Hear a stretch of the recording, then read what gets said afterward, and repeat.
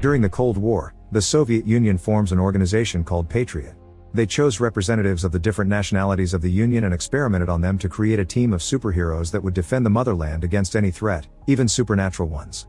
However, a mysterious explosion destroyed the lab with the experiments, and all the superheroes plus the scientists that created them were never heard of again. In the present day, the Russian army is testing new robots that would allow them to fight without needing a human on the field thanks to their very advanced AI. The demonstration starts well, but suddenly, the robots turn around and start attacking their own team's tanks and helicopters. There's nothing human reflexes can do against them, and once all the vehicles have been destroyed, the robots attack the building with all the generals and technicians, leaving nobody alive.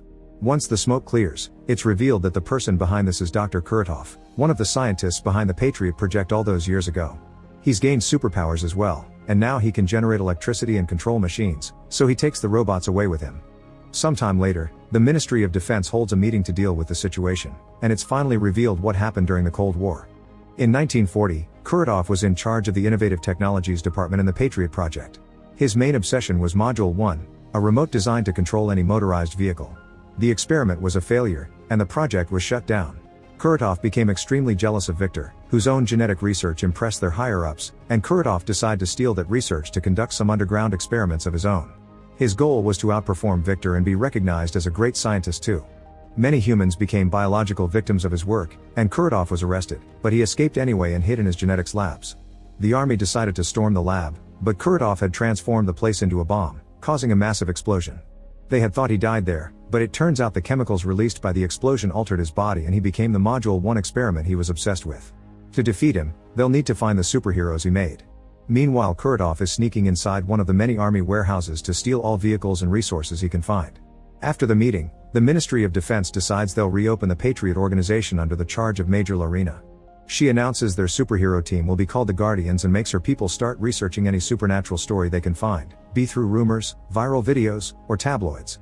Once they have enough information, they begin traveling all over the place to find these superheroes, the first stop being in Armenia. In a hidden temple, Lur is living as a hermit, trying to leave his old life behind. When Larina approaches him to talk about the Patriot Project, Lur shows off his rock-controlling powers in a threatening way. He doesn't want anything to do with the Patriot Project because they played with him to then discard him, but he changes his mind when Larina informs him Kuratov is alive and Lur could get his revenge. Next, they travel to western Kazakhstan, where Khan is found meditating in the desert. When the agents approach him in armed vehicles, Khan activates his ghost powers, which allow him to move fast and undetected. He kills all the agents with his curved swords in seconds, and only stops when he sees Lur, who convinces him to join him for revenge. Their next stop is northern Siberia, where Assis is living in a cabin in the woods. As soon as she sees soldiers approaching, he transforms into his beast form and throws them all away, only calming down when he sees his old friends Lur and Khan. Assis wants revenge as well, so he accepts to join. The final trip is to Moscow, where Xenia has become a famous performer. She uses her powers to perform in a pool where she becomes invisible underwater. One evening after a show, she finds Khan in her dressing room and immediately attacks him, showing off her fighting skills. Khan uses his ghost powers to get out of the fight and urges Xenia to remember her old friends, but Xenia refuses to listen.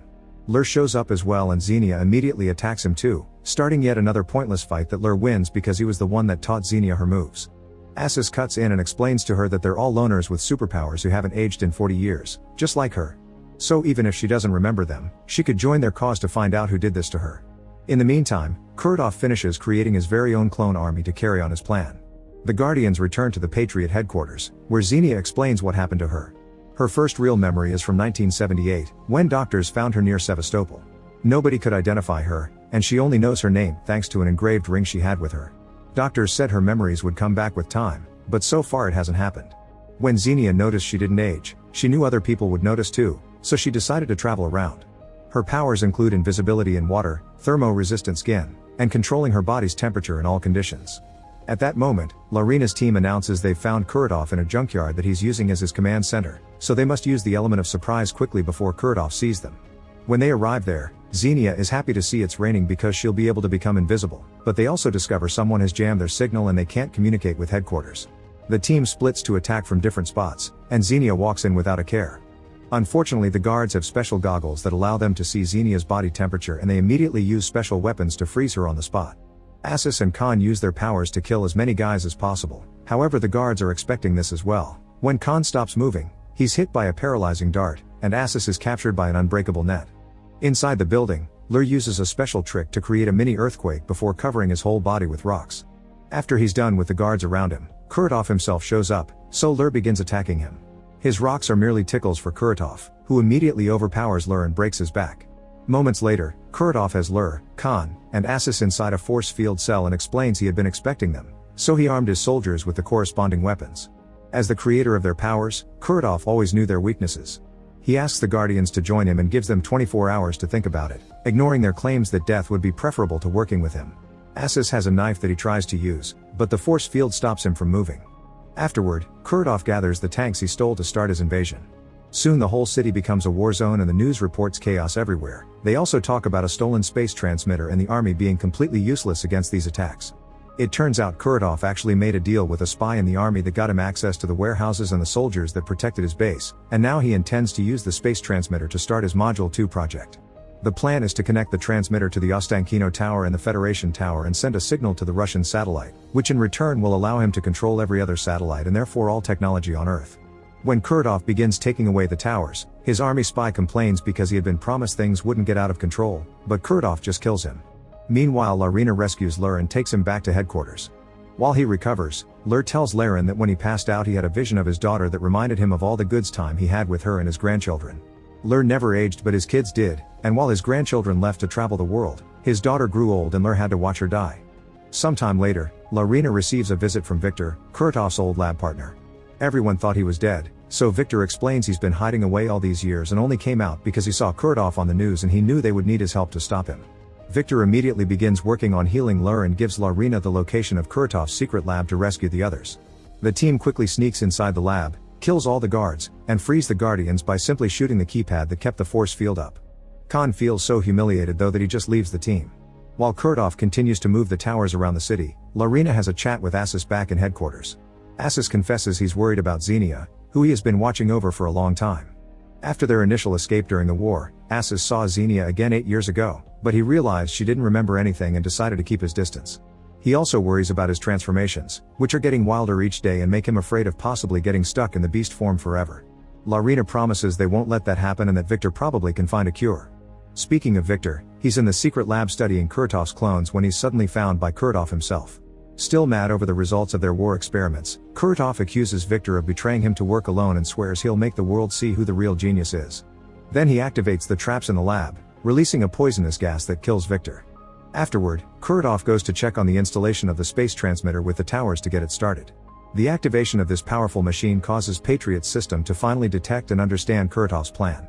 They send a bunch of fighter jets to stop him, but Kuratov simply makes the army robots shoot them, causing the planes to crash all over the city. This is watched by Khan from the top of a building, and Larina approaches him to see what's wrong. Khan confesses he used to have a brother he idolized because of how good he was as a fighter, but with time, Khan realized he became nothing but his brother's shadow and nobody believed in him. He accepted to be Kuratov's guinea pig to become stronger, and when he gained his powers, he challenged his brother to a fight. However, Khan lost control and killed his brother without meaning to. Larina offers her sympathies, but also reminds him the city needs him. Once all the Guardians are back together and well, Larina announces they've made new suits and weapons for them that fit their powers. Assis gets a cannon with a targeting system that connects directly to his nervous system and picks targets based on where his aggression is focused. When he starts to transform into full beast mode, the cannon then switches to fully automatic. Khan's new suit protects him from all kinds of physical damage, including bullets, blades, and tranquilizer darts. On the spinal area they installed a harpoon and reinforced rope. For Lur, they made a suit that gives him access to rocks all the time, and a special whip that transforms his telekinetic ability to control rocks into electromagnetic impulses. Lastly, Xenia gets a suit that allows her to become invisible whenever she chooses, and she can make any object invisible with her by just touching it.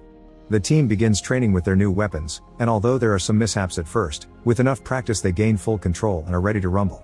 Kuratov is currently charging the towers to send the signal with a beam, so Patriot has an hour to do something. The team makes a plan to dismantle the tower's force field, after which they must escape as quickly as possible because the whole Moscow city complex will be destroyed by rocket launchers. Lur sneaks into Kuratov's work area by using the subway tunnels, where he easily beats up all the guards with his new whip. Assis and Xenia take on the guards on the streets, a fight that starts easy for them until more guards arrive. Xenia has to hide, but Assis allows his body to go full beast mode and finishes the fight without issues. Then Xenia rides Assis to meet with Lur at the mall, where Assis' size causes some trouble in the elevator. Khan approaches the tower by plane, and this time Pilot is ready to dodge the attacks coming from the army AIs. However, he's having difficulty getting the plane close enough to jump. Asis, Lur, and Xenia reach the mall roof and begin crossing one of the many iron bars that are holding Kurtov's tower up to access it. Guards open fire on them from a parallel bar, making Asis slip. Lur activates his whip to make a shield, but he doesn't know for how long he'll be able to keep it up. Khan wants to help and decides to jump anyway, making up for the long distance by connecting a grapple line to the tower, which allows him to reach the bar with the guards and slice it to make the men fall. Meanwhile at Kurtov's lab, Larina finds Victor, who still has a few minutes of life left. He tells Larina that he discovered the Guardians possess the ability to transfer their power to one another, and this merging increases their strength. That's why Kurtov had disabled Lur, since he was afraid those powers could split Earth in half. This transference of energy is difficult to control, so they have to avoid making any wrong moves or it'll kill them. The Guardians enter the tower, and after knocking out a few guards, they find the generator. The guys discuss options to disable it, but Xenia just goes for it and grabs it to short-circuit it with her body heat. It hurts her terribly, but it also manages to shut down the force field around the top of the tower, and Asis catches Xenia right before she falls. With the field down, the army wants to start bombing, but Larina asks them to wait so that the Guardians can get their revenge. The Guardians go to the top of the tower to fight Kurtov, but things don't go well. With his power, he easily disables Asis' cannon and Lur's whip, and his strength takes care of Khan. Xenia dodges him just in time and touches Lur to make him invisible, this way he can use his whip again. Kurtov gets captured by the whip and Khan tries to kill him with his blades, but Kurtov is too strong and simply frees himself with a shockwave, pushing everyone back. Next, Kurtov goes after Xenia, causing Asis to leave his cannon behind and enter full beast mode without caring about the consequences. Unfortunately, Kurtov is still strong enough to knock him out with one hit. The army announces they can't wait anymore and sends their vehicles to blow up the area. As soon as Khan sees a plane flying by, he connects his grapple line to it, then he connects all the Guardians to the line so they can be taken away. Kurtov notices this and uses his powers to make the plane lose control, prompting Khan to cut the line and release all the Guardians in the river before the plane crashes. At that moment, the army finally launches its missiles, but Kurtov laughs and makes them explode in the sky before they can even reach him. As Kurtov finally begins making contact with the satellite, Larina meets with the Guardians by the river and tells them what she learned from Victor. The Guardians decide to take the risk and concentrate all their power on Lur, who charges a blast of energy that he shoots at the tower, instantly destroying it and all the buildings that surround it. It also causes Kurtov to fall to his doom. The newscasts report the city has been saved, but nobody knows the cause of this supposed terrorist attack, and they're waiting for the defense minister to hold a press conference later. They also think it was the armed forces that saved the day with some secret weapon. Efforts to rebuild are getting started as well. Larina expresses gratitude towards the Guardians for their help, but the Guardians announce they're going back to their boring lives, especially Xenia, who has remembered the source of her ring. However, they promise they'll come if big trouble happens again. Before they leave, Larina tells them they found more Guardians. Sometime later in the middle of the night, two men stop a van from which Larina comes out. She quickly fights them, and once they're under her threat, she makes them confess they were sent by someone named Farum. Hearing this name leaves Larina worried. Make sure to subscribe and turn on notifications so you can watch more videos like this. Thanks for watching.